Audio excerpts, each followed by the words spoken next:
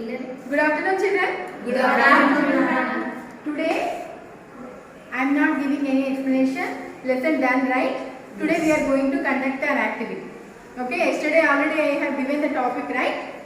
The topic is why fundamental rights are necessary from the Civics first lesson, the Indian Constitution. Okay, so here we are conducting this activity based on the fundamental rights. Okay, so after this activity we should know why fundamental rights are necessary for us.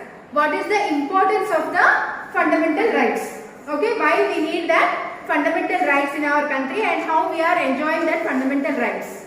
Okay, so children, I will divide you into two groups.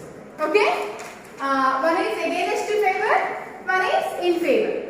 This is the supporting group and this is opposing group. Okay, shall we start?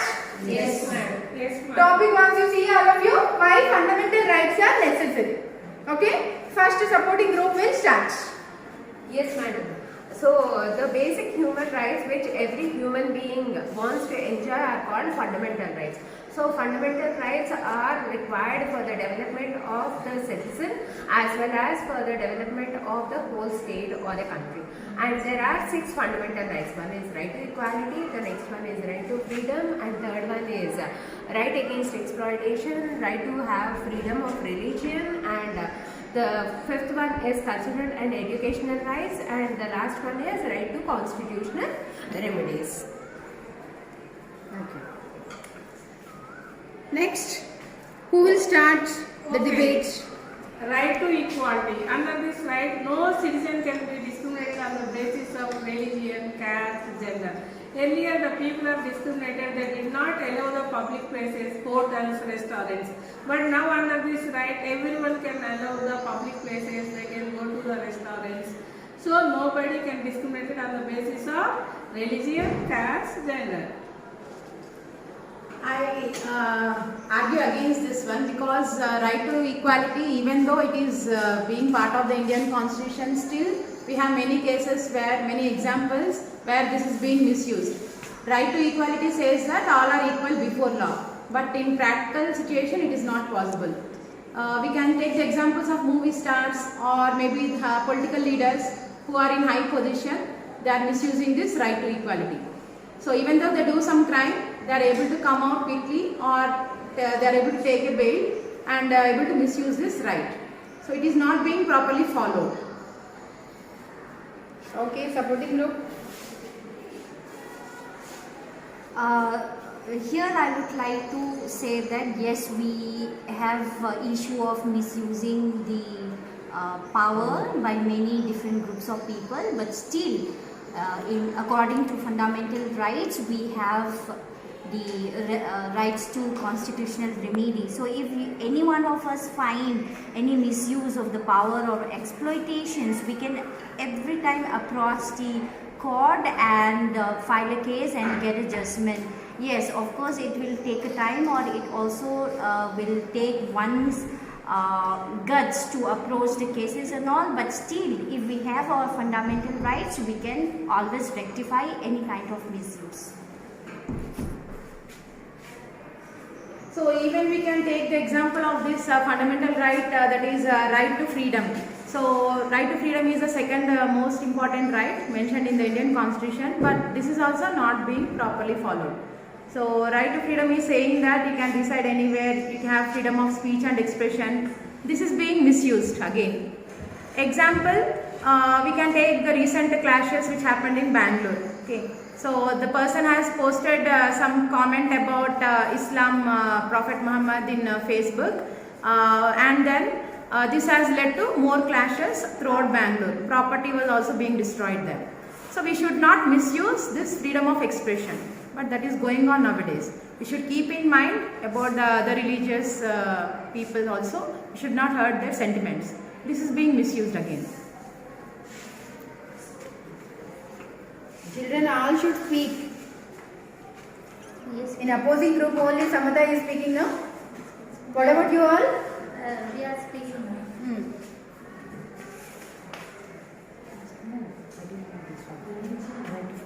Right to religion. Right to religion, yeah.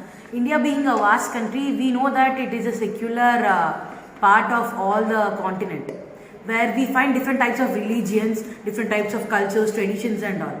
So here being here, we didn't adapt any particular religion, saying that India is having only, huge percentage of this particular religion, this particular culture like that. So they have an access that right to freedom of religion would be accessible to everyone. So I convey my point regarding that. So everyone have that particular right to access their religion. They can propagate from one religion to other. They can move from one type of culture of following particular god, be it some other theist type topic. They can propagate from one part to other part. So I support this point. I can give counterpart. So according to right to religion, each and every individual can adopt any religion and they can practice their work, they can practice their rituals and stuff. According to Muslim religion, they used to wear hijab or burqa. But in recently one thing was happened on 15th March 2022, Karnataka High Court said it was not necessary to wear hijab in educational institutions, but that is not correct, right? They used to practice their religious or their rituals and their dressing style is their wish, but even government is also interfering in our religious matters. According to right to religion, government should not interfere. But if in that case, madam, I oppose that. It was completely given that every school, every institution all over world, we find that they have provided particular uniform. Like saying that I am a Muslim person, I am Hindu person, I can't wear some paga, I can't wear that Bajrang Dal's uniform and all that, I can't wear and go. To say that I am of a Hindu particular category. They are wearing hijab and performing different types of namaz and all. That is completely up to their choice.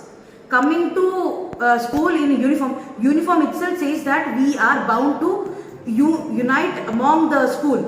Whereas if you take some movies and all, there also they have clearly mentioned that even if they have any religious bounds for their particular area, when it is not solved, coming to school in uniform is particularly mandatory to everyone.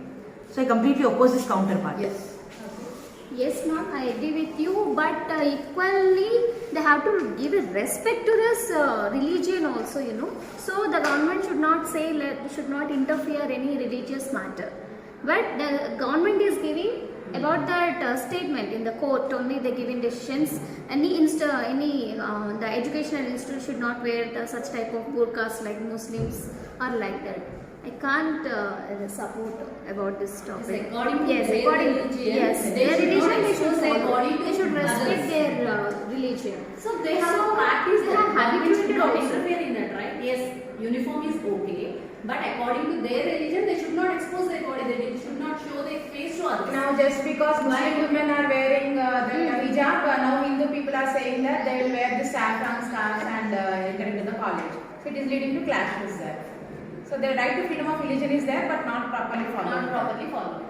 But if in that case, madam, it raises a controversy that Hindu people will be wearing, as you said, that saffron scarves and all, where said that we have raised that type of news. Yes, I agree with that. But the thing here is, if government is interfering based on religion, government also interfered.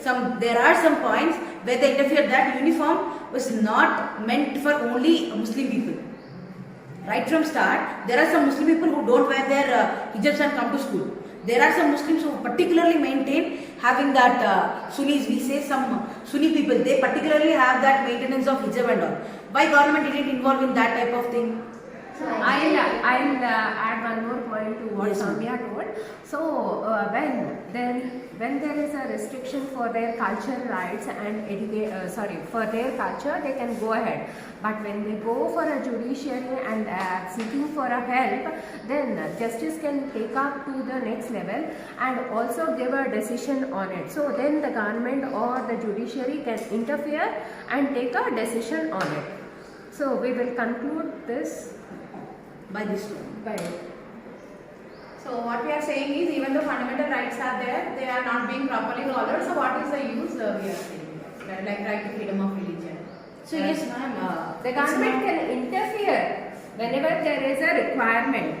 because they went for a judicial review, and then the government have interfered, gone through all the scripts, and then told that when there is an interference required by the government, then they can take a decision. So now Sikhs are wearing a turbans.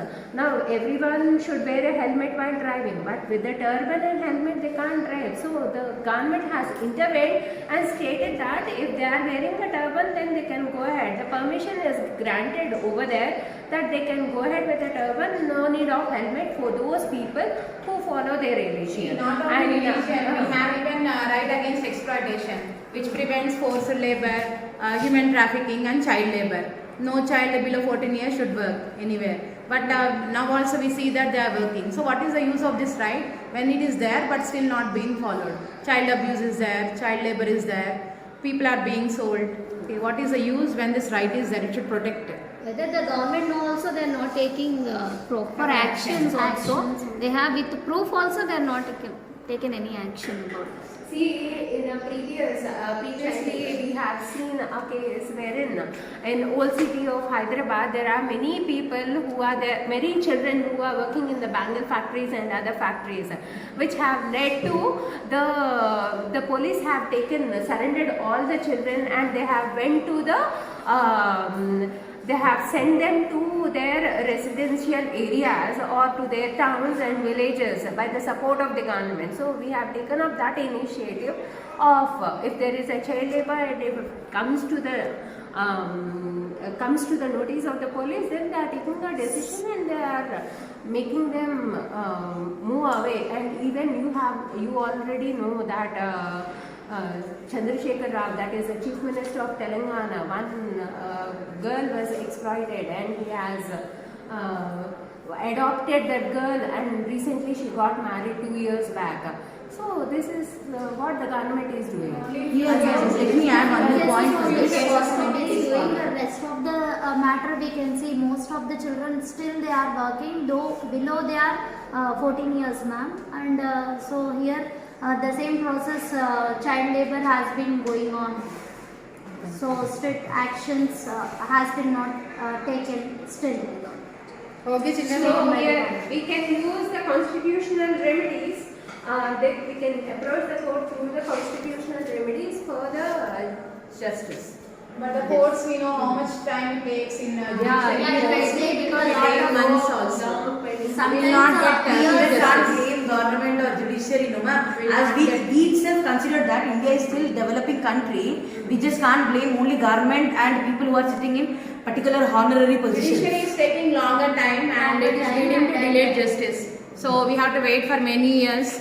Maybe father will file a case and then son also has to continue the same case. Grandson will get the result. Even in the It is going on. property issues also Too some late years, justice. too late. So justice delayed is justice denied. Okay, we'll conclude. I'm happy that all are participated very actively and very nicely shared your views. Right? Of course, we have both advantages and disadvantages based on our fundamental rights. So, what we find out, so children, based on our debate, we concluded that based on the equality, constitutional remedies and freedom of speech and expression, we observed that some misusage and delay in justice are going on. So, we should rectify that.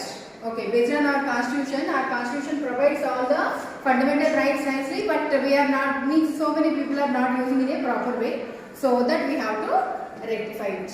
Okay? Okay, bye.